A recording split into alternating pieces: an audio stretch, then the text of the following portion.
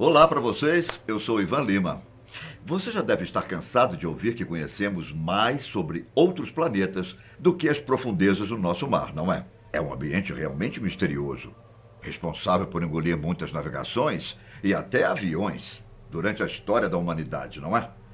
Geralmente, os relatos que ouvimos falam de pessoas que jamais voltaram. Só que essa não é uma dessas histórias. Harrison Okene é o nome dele, um nigeriano que possui tanto azar quanto sorte na vida. Em 2013, aos 29 anos, ele trabalhava como cozinheiro no rebocador Jazz Comfort. Já era tarde da noite e o barco estava a 32 quilômetros da costa da Nigéria, no Golfo da Guiné, junto com outras navegações. Enquanto o barco de Harrison e os outros trabalhavam no reboque de um navio petroleiro, fortes chuvas deixaram o mar agitado e uma grande onda atingiu o navio. Coisa cinematográfica. Era cerca de 4h30 da madrugada, quando a corda do reboque se rompeu e o Jazz Comfort tombou, afundando rapidamente no frio e escuro oceano. Logo antes do naufrágio, Harrison estava usando o banheiro, quando percebeu a estranha movimentação. O cozinheiro teve que forçar a porta para conseguir abri-la, visto que a água já havia tomado parte dos compartimentos. No corredor, ele viu 3 companheiros tentando se segurar, até que a água entrou com muita força e arrastou todos eles para longe. Segundos depois, Harrison foi jogado para fora do banheiro, atravessando o corredor até onde estaria um quarto e outro pequeno toalete. Ele conseguiu se segurar na entrada, sem saber para onde tinham ido seus companheiros, e com medo de se afogar a qualquer momento. O marinheiro continuou firme no local, até que o navio atingiu o fundo do oceano. Naquele momento, o barco estava a 30 metros de profundidade. Número que o cozinheiro ficou surpreso ao descobrir posteriormente, pois imaginava que fosse muito maior. 30 metros, o equivalente a um prédio de 10 andares. E vale lembrar que quanto mais fundo no mar, maior a pressão e menor a temperatura. Ao todo, 12 pessoas estavam a bordo naquele dia, e além de Harrison, mais nenhuma sobreviveu. Na completa escuridão, com medo e sem esperança de sair de lá com vida, ele prendeu a respiração e conseguiu sair do banheiro embaixo d'água. Ele tateou pelo navio procurando uma saída, até que encontrou uma grande bolsa de ar no escritório dos engenheiros. Quase que me esqueci. Desde o naufrágio, o cozinheiro estava apenas de cueca e continuou assim até o resgate. Naquela sala úmida e fria, o oxigênio que o mantinha vivo estava chegando ao fim, assim como as chances dele de sobrevivência. Durante uma entrevista a Reuters, ele afirmou que estava morrendo de fome e com muita sede, visto que não dava para beber a água salgada do mar. Inclusive, com o passar do tempo, a salinidade da água acabou descascando partes da pele dele. E não preciso nem falar do frio que fazia naquele pequeno espaço, de 1,20 m de altura. Veja, ele poderia ter morrido de sede, fome, frio, poderia ter se afogado, sufocado ou sido comido por um tubarão que já estivesse perambulando os destroços do navio. Mesmo enxergando praticamente apenas a escuridão, ele relatou ter conhecimento de que os corpos da tripulação estavam nas redondezas, conseguindo até mesmo sentir o cheiro deles. Harrison disse ainda que os peixes, não necessariamente tubarões, entraram no rebocador e começaram a comê-los. Abre aspas. Eu conseguia escutar o som. Foi uma coisa horrível. O cozinheiro teve sorte porque encontrou algumas latas de Coca-Cola por lá e que ajudou a impedir que o organismo dele se desidratasse por completo. Além disso, Harrison também encontrou uma espécie de colchão, o qual ele conseguiu manter a cabeça e parte do peito em cima, flutuando na água fria. Isso foi crucial para a prolongação da vida dele, pois permitiu que seu abdômen ficasse aquecido, além de impedir que ele desenvolvesse uma hipotermia. Só que o maior problema daquele momento era outro. Por estar em uma pequena bolsa de oxigênio, o tempo dele com o ar estava diminuindo consideravelmente.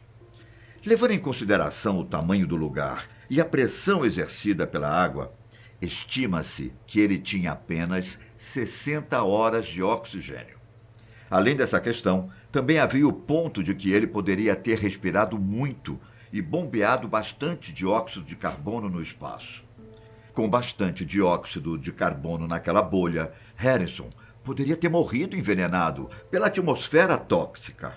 E olha, quando não é para uma pessoa morrer, felizmente o gás carbônico é facilmente absorvido pela água, que ao ser chacoalhada lá dentro, aumentou os níveis em que o composto químico era absorvido. Mesmo assim, os médicos afirmaram que levaria cerca de 79 horas até ele ficar inconsciente. Por sorte, uma coisa aconteceu antes. Faltando poucas horas para que o organismo dele entrasse em colapso, Harrison escutou um estranho som do lado de fora do rebocador.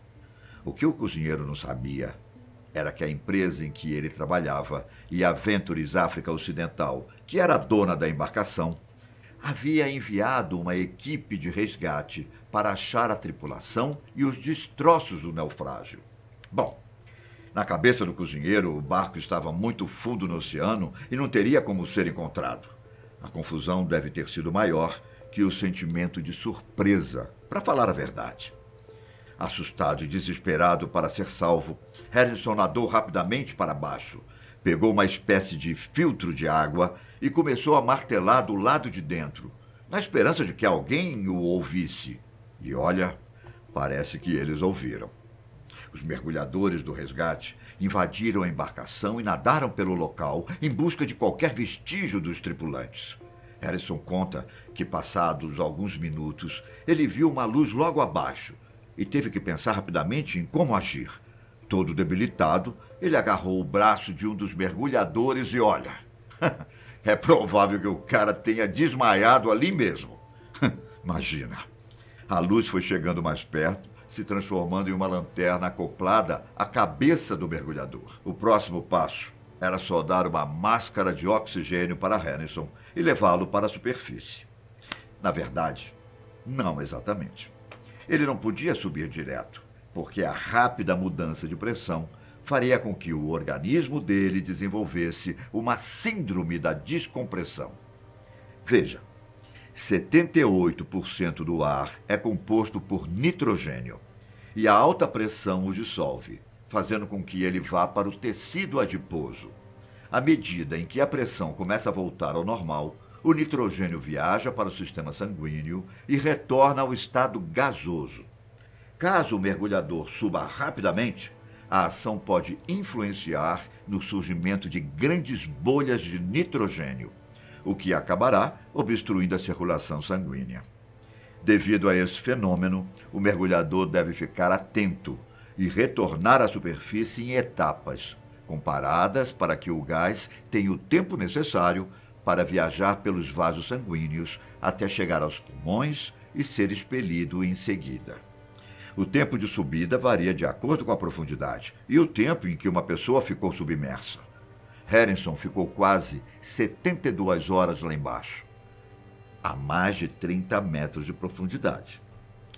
Se ele subisse de uma vez, o nitrogênio poderia se expandir nos ossos e gerar uma necrose. E não apenas isso.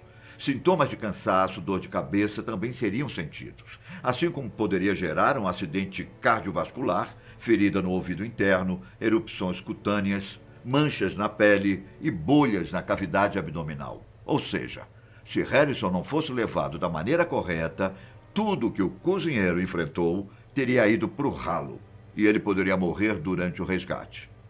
Os mergulhadores deram a ele um capacete de mergulho e o colocaram em uma câmara hiperbárica, onde ocorre um aumento gradativo da pressão atmosférica, com o objetivo de deixar o fluxo sanguíneo normalizado e também distribuir o oxigênio por todo o organismo. Feita a recompressão, diminui-se gradativamente a pressão, com pausas para que o organismo possa voltar à superfície sem nenhum dano interno. Subir sem cautela foi a causa da morte de muitos mergulhadores ao redor do mundo. Harrison passou 2 dias na câmara hiperbárica, até poder voltar ao mundo real, digamos assim. Acredita-se que o pesadelo dele tenha sido o maior período de tempo que qualquer ser humano já ficou embaixo d'água sem a ajuda de algum equipamento de mergulho. Um milagre, talvez? Quem sabe? Bom, é assim que o cozinheiro descreve toda a aventura. Sem certeza se voltará ao mar depois de tudo isso, Harrison diz ainda que às vezes tem pesadelo com o ocorrido, como se a cama dele estivesse afundando na água. Naquela altura do campeonato, a família dele já havia sido informada de que os marinheiros estavam mortos. Imagina o quão emocionante deve ter sido o reencontro dele com a família. Conhece alguma história de salvação que aconteceu no mar? Já aconteceu com você? Deixe nos comentários para eu ler. Um forte abraço. Até a próxima.